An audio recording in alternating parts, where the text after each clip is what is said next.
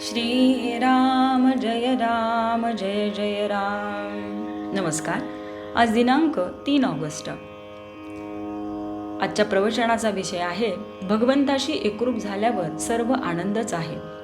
भक्त झाल्यावर माणूस ज्या आनंदात असतो तो आनंद वर्णन करून समजणार नाही. जिथे दुःखच नाही तिथे आनंद हा शब्द तरी सांगायला कोण असणार. अनन्य भक्त व्हावे आणि तो आनंद पाहावा. भक्ताला सर्वच ठिकाणी आपण आहोत असे दिसते. म्हणजे सर्व चराचर वस्तू तो भगवत रूपच पाहत असतो. एखाद्या खोलीत सर्व बाजूंनी आरसे ठेवलेले असले तर कुठेही पाहिले तर आपल्याला काय दिसेल? आपल्या स्वतःशिवाय दुसरे काहीच दिसणार नाही. म्हणजे सर्व ठिकाणी एक भाव झाला तिथे दुःखाचे कारणच नाही, तिथे सर्वच आनंद असतो.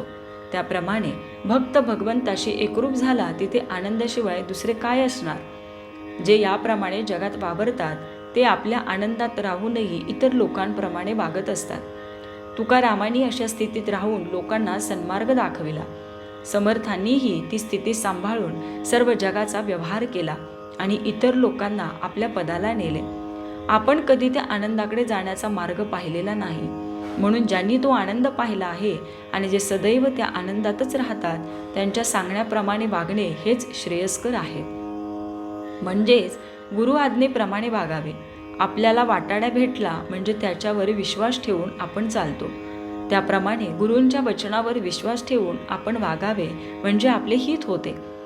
एखाद्या आंधळ्या माणसाने साखर समजून जर मीठ खाल्ले तर ते खारट लागल्या वाचून राहणार नाही. त्याप्रमाणे आनंद मिळेल या कल्पनेने आपण विषयाची संगत धरली पण त्यापासून दुःखच प्राप्त झाले. पुष्कळ वस्तू मिळाल्या तर त्याने पुष्कळ सुख मिळते असे मानणे हा भ्रम आहे. खरे किंवा पुष्कळ सुख म्हणजे कायमचे सनातन सुख होय. ते सनातन वस्तूपाशीच म्हणजे भगवंतापाशीच असते.